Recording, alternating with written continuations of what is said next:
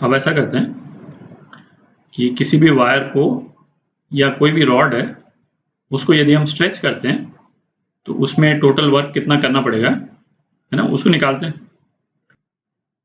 अच्छा, ये टॉपिक करने के पहले मुझे नहीं मालूम है आपने सिंपल हार्मोनिक मोशन कंप्लीट कर लिया है कि नहीं किया है, क्योंकि यदि सिंपल हार्मोनिक मोशन आपने कंप्लीट कर लिया है तो ये आप अप्रिशिएट करेंगे कि जो स्प्रिंग मास जो सिस्टम होता था और उसमें जो अपन वर्क निकालते थे स्प्रिंग को स्ट्रेच करने के लिए, है ना, ये सिचुएशन उससे बिल्कुल एग्जैक्टली सिमिलर है। ठीक है, तो एक बार स्प्रिंग मास सिस्टम देखते हैं अपन। तो सपोज ये स्प्रिंग मास सिस्टम जो है वो हमने ले लिया और स्प्रिंग का जो फोर्स कांस्टेंट है वो के है। ठीक, तो वहां पे अपन ने क्या देखा था कि जो रेस्टोरिंग फोर्स होता था वो होता था माइनस के इंटू एक्स, और एक्स क्या होता था, जितना स्प्रिंग को हमने स्ट्रेच किया है। ठीक है, जितना स्प्रिंग स्ट्रेच हो रही है एक्स जो है उसके बराबर होता था। ठीक है, तो वहां अपने टोटल वर्क डन कैसे निकाला था कि सपोज ये नॉर्मल लेंथ है, अभी जो स्प्रिंग जो है नॉर्मल स्टेट में है और इस स्प्रिंग को हमने थोड़ा सा स्ट्रेच कर दिया, तो ये जो मास है सपोज यहाँ आ गया। ठीक है, और स्प्रिंग की स्ट्रेचिंग कितनी हो गई, सपोज एक्स हो गई। ठीक है, इसको मैं यहाँ ये स्टेप से बना देता हूँ। ठीक है, सिचुएशन में कुल रेस्टोरिंग फोर्स मतलब इस डायरेक्शन में जो फोर्स है वो रेस्टोरिंग फोर्स कितना लगेगा, माइनस के एक्स लग रहा होगा, एफ आर बोल देते हैं इसको। ठीक है, तो हमको अब जो है यदि स्ट्रिंग को डी एक्स से स्ट्रेच करना है, एक छोटे से पोर्शन डी एक्स से स्ट्रेच करना है, तो हमको यहाँ पे फोर्स कितना लगाना पड़ेगा, फोर्स एक्सटर्नल एफ आर के बराबर लगाना पड़ेगा। ठीक है, मतलब इससे बिल्कुल थोड़ा सा इन्फिनिटेसिमली हायर फोर्स जो है वो हम लगाएंगे। तो कैलकुलेशन पर्पज के लिए हम इसको रेस्टोरिंग फोर्स के बराबर ही ले लेते हैं। ठीक है, इस मास को ये जो डी एक्स पोर्शन जो हमने स्ट्रेच किया, ठीक है, डी एक्स पोर्शन स्ट्रेच कराने के लिए हमको वर्क कितना करना पड़ा है, डी डब्ल्यू कितना वर्क करना पड़ेगा, force external into D x. ठीक है, अच्छा, डी एक्स और फोर्स एक्सटर्नल दोनों सेम डायरेक्शन में, इसलिए मैं वेक्टर फॉर्म में नहीं लिख रहा हूँ, सीधा मतलब सिंपल मल्टीप्लाई कर दिया। ठीक, तो अब यदि इसका टोटल एक्सटेंशन हम करते हैं टिल एक्स नॉट, ठीक है, तो टोटल वर्क डन जो है पूरे प्रोसेस में कितना हो जाएगा, जीरो एक्सटेंशन से एक्स नॉट एक्सटेंशन तक। ठीक है, तो अब हम इसको लिख सकते हैं जीरो टू एक्स नॉट के एक्स डी एक्स, और हमारा ये कितना आ गया था वर्क डन, हाफ के एक्स नॉट स्क्वायर। ये स्प्रिंग के केस में अपन निकाल चुके हैं। ठीक है, यदि आपने स्प्रिंग मास सिस्टम नहीं किया होगा तो इसको तो आप नहीं, तो सिंपल है, इसको तो आप मतलब फ्रेश टॉपिक के रूप में भी आप समझ सकते हैं। अच्छा, अब ये वायर या रॉड का केस देखते हैं। अच्छा, इसमें सिमिलैरिटी रखने के लिए हम ऐसा करते हैं कि जो टोटल जो स्ट्रेचिंग हुई वायर की या रॉड की उसको अपन एक्स नॉट बोल देते हैं। ठीक है, तो हमको इस रॉड को इस स्टेज से इस स्टेज तक लेकर के जाना है। ठीक है, तो एक इंटरमीडिएट स्टेज अपन लेते हैं जब रॉड का एक्सटेंशन एक्स है। ठीक है, एक्स नॉट नहीं पहुंचा है, टोटल एक्सटेंशन जो है उसका एक्स है, तो रॉड की एक बार पोजीशन बनाते हैं उस पर। तो ये बीच की स्टेज हो गई और इस टाइम पे जो एक्सटेंशन है वो एक्स है। ठीक है, और अब हम क्या कर रहे हैं कि एक छोटा सा पोर्शन डी एक्स का जो एक्सटेंशन है उसको हम कंसिडर कर रहे हैं। ठीक है, तो एक्स एक्सटेंशन के लिए हमको फोर्स कितना लगाना पड़ेगा, है ना, उसको निकाल लेते हैं और फिर इंटीग्रेट कर लेंगे।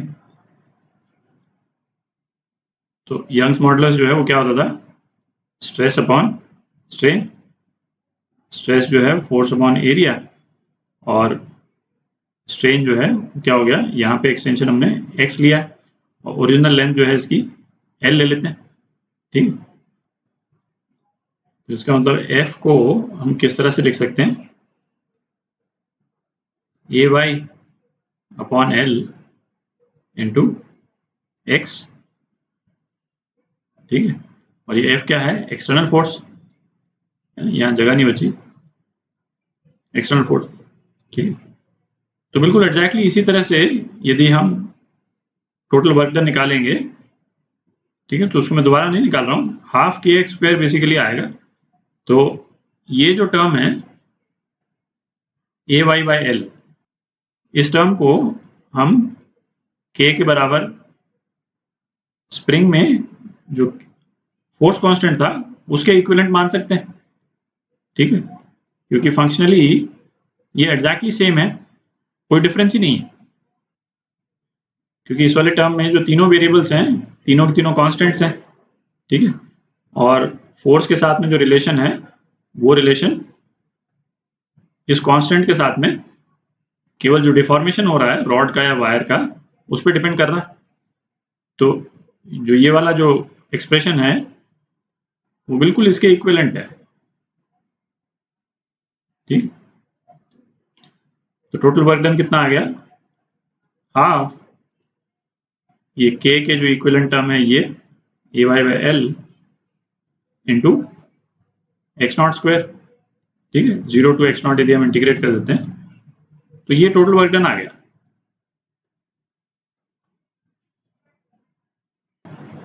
अच्छा, अब ऐसा करते हैं, देखते हैं कि ये जो हमने वर्क डन किया वो जो स्ट्रेस स्ट्रेन कर्व था, है ना, उसके किस पोर्शन की बात कर रहे हैं अपन, है ना। तो एक बार वो कर्व देखते हैं। तो ये स्ट्रेस स्ट्रेन कर्व हमने ले लिया कोई भी एक जनरल। तो इसमें एक चीज तो पहला नोट करें कि ये जो रिलेशन हमने निकाला है ये केवल पॉइंट ए जो है ना, जो हमारा लिमिट ऑफ प्रोपोर्शनैलिटी था,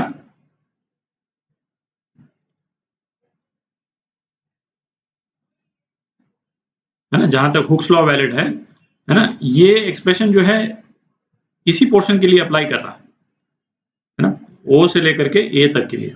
और क्यों इस पोर्शन के लिए अप्लाई कर रहा है, क्योंकि जो ये एक्सप्रेशन अपन ने यूज किया इसको निकालने के लिए, ये एक्सप्रेशन केवल ओ ए पे ही वैलिड है ना, y is equal to stress upon strain, ये जो एक्सप्रेशन है केवल ओ ए के लिए ही वैलिड है, ठीक है। ये तो अपन देख चुके हैं। अच्छा, अब दूसरा पॉइंट क्या हुआ कि ये हमको मालूम है कि ये वाला जो एक्सपेंशन है लिमिट ऑफ प्रोपोर्शनैलिटी तक का, ये कैसा एक्सपेंशन है, इलास्टिक एक्सपेंशन है, ठीक है।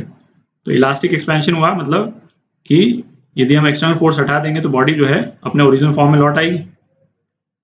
तो इसका मतलब ये हुआ कि ये वर्क डन वायर में या रॉड में as a potential energy store हो जाएगा, ठीक है।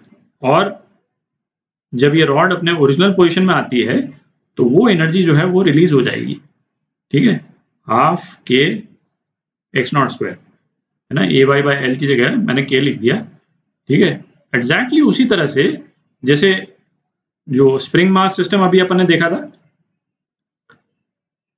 है ना, एग्जैक्टली उसी तरह से जैसे स्प्रिंग मास सिस्टम में हम एग्जैक्टली उस तरह से जैसे स्प्रिंग मास सिस्टम में जब हम स्प्रिंग को स्ट्रेच कर देते हैं तो वो वर्क उसमें स्टोर हो जाता है, हाफ के एक्स नॉट स्क्वायर, ठीक है।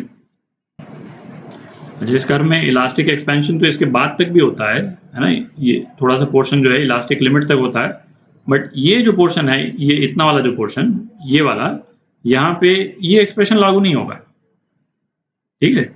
तो एनर्जी जो है वहां पे भी स्टोर होगी, है ना, इलास्टिक लिमिट तक जो है एनर्जी स्टोर होगी, क्योंकि हम उसको वापस से रिकवर कर सकते हैं जब वो वायर अपनी ओरिजिनल लेंथ पे आएगा, एक्सेप्ट कि हम उसको इस तरह से कैलकुलेट नहीं कर सकते, ठीक है, क्योंकि ये एक्सप्रेशन जो है वहां हमको अवेलेबल नहीं है, ठीक है। तो अब ऐसा करते हैं, ये जो पोटेंशियल एनर्जी स्टोर्ड का जो एक्सप्रेशन आया अपने पास में, ठीक है, इसको थोड़ा सा रीअरेंज करके, है ना, 2-3 मतलब यूजफुल फॉर्मेट्स में निकालते हैं उसको। तो पोटेंशियल एनर्जी स्टोर्ड को हम U से डिनोट कर देते हैं, तो ये कितना हो गया, half a y by l x naught square, ठीक है। अच्छा, यदि पोटेंशियल एनर्जी स्टोर्ड पर यूनिट वॉल्यूम हमको निकालना हो तो उसको स्मॉल यू से डिनोट कर देते हैं, और ये कितना हो जाएगा, half a y by l और x naught upon a l, ठीक है। तो u कितना हो गया, इसमें ये a की टर्म ये तो कैंसिल हो गई, ठीक है। y की जगह अपन लिख देते हैं स्ट्रेस अपॉन स्ट्रेन, ठीक है। और ये x naught square by L square हो गया, ठीक है। तो ये बेसिकली क्या है, स्ट्रेन स्क्वायर, ठीक है। और ये हाफ टर्म, तो कितना हो गया, हाफ स्ट्रेस इनटू स्ट्रेन। तो पोटेंशियल एनर्जी स्टोर्ड पर यूनिट वॉल्यूम जब हम किसी भी रॉड को स्ट्रेच करते हैं with in the limit of proportionality, ये इंपॉर्टेंट है तो इसको मैं यहाँ पे लिख देता हूँ, है ना। ये ऊपर वाला एक्सप्रेशन है, ये वैलिड है, valid till limit of proportionality, ठीक है।